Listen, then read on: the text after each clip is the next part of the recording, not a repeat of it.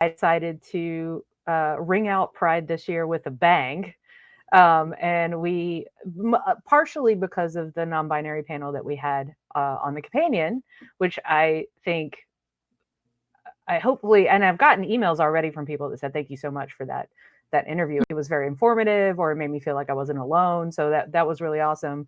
But it also just made me kind of reevaluate like my reasonings for doing things or not doing things in my own journey. And finally decided to like give it a full go and do the things that I always thought like I wasn't allowed to do, you know, at my age or this or that. So we're going with Wells, and it's pretty known to everybody, you know, out there at this point. Everything at the companion has changed over. My email has changed over. Nice. So it's very cool feeling. I've received lovely messages from people. How does it make you feel sharing that like you yourself like misname yourself sometimes, and that like sharing that, like how important is that to you to like make sure people have an awareness too? Because I don't know that people always share that part of it when they talk about changing their name.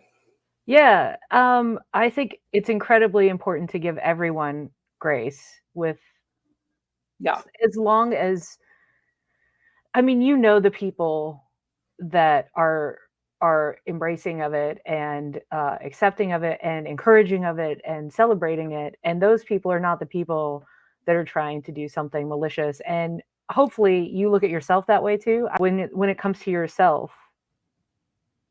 I don't know, there's almost like some guilt back and forth too about it.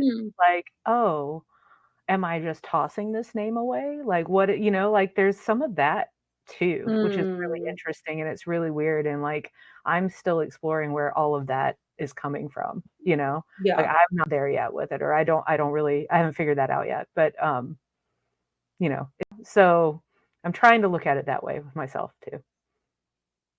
Cool. I mean, I know like when we were in the UK, just like even talking to you, like we would slip up in conversation and say she, oh wait, they, like we would do it mid conversation. It wasn't ever like we said she and didn't catch ourselves right away. So like it's still a learning process, and like I think it's just retraining the like I think it needs to go both ways. You need to show grace when you're the person who is the one being misgendered potentially. And then if you're the one that does that, slips up and doesn't catch yourself, know that if you're being corrected, then the person has determined that you're important enough to them to correct you.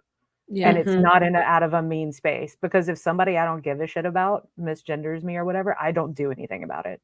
Because well, I don't care about you anyway. Like you don't deserve my energy, you know? So like if I'm correcting you, just know that it's because I care about you enough and I respect you enough to correct you. And it's not out of a place of malice or like mean-spirited or anything. I'm gonna say I just feel really honored that like we get to experience this with you, and just like that you've come to this place and we get to witness it, because it's really fucking cool.